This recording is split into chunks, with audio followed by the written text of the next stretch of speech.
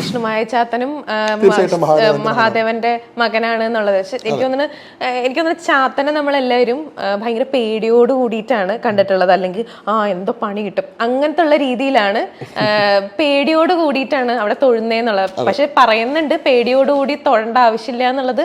നമുക്ക് അവിടെ ചെന്ന് കഴിഞ്ഞാൽ നമുക്ക് മനസ്സിലാവുന്നുണ്ട്. പക്ഷെ പലർക്കും അറിയില്ല അത് മഹാദേവന്റെ പുത്രനാണ് എന്നുള്ളത്. അതിന്റെ ആ ഒരു സ്റ്റോറി എന്താ? ഇപ്പം വിഷ്ണുമായ എന്ന് പറയുന്ന പേര് പിൽക്കാലത്ത് ഉണ്ടായതാണ്. യഥാർത്ഥത്തിൽ ചാത്തൻ എന്നാണ് വിളിക്കുന്നത്. ചാത്തന് പിന്നെ കിട്ടുന്ന പേരാണ് വിഷ്ണുമായ. അത് കുറച്ചുകൂടെ ഒന്ന് ബ്രാഹ്മണിക്കലായി പോയ പേരാണ് സത്യം പറഞ്ഞാൽ വിഷ്ണുമായ ചാത്തൻ എന്ന് പറയുന്നത്. അതിന്റെ കഥ ഇപ്പം എത്രയോ കാലം മുമ്പ് നമ്മുടെ പ്രത്യേകിച്ച് കേരളത്തിൽ തനതായിട്ട് നിലനിന്നിരുന്ന ഒരു ആരാധനയായിരുന്നു ചാത്തന്റെ ആരാധന. കാരണം നമുക്കിവിടെ ഉണ്ടായിരുന്ന പ്രധാനപ്പെട്ട ആരാധനാമൂർത്തികൾ എന്ന് പറയുന്നത് ഒന്ന് ചാത്തനായിരുന്നു, ഒന്ന് കാളിയായിരുന്നു, പിന്നെ നാഗദൈവങ്ങളെ നമ്മൾ ആരാധിച്ചു. ഞാൻ പറഞ്ഞല്ലോ, കാവ് സങ്കല്പമാണ് നമുക്ക് ഉണ്ടായിരുന്നത്. അപ്പൊ ചാത്തൻ കാവുകളും ഭഗവതിയുടെ കാളിയുടെ കാവുകളും നാഗത്തിന്റെ കാവുകളൊക്കെയാണ് ഇവിടെ ഉണ്ടായിരുന്നത്. ക്ഷേത്രം എന്ന് പറയുന്ന ഒരു രീതി പിന്നീട് ഉണ്ടായി വരുന്നതാണ്.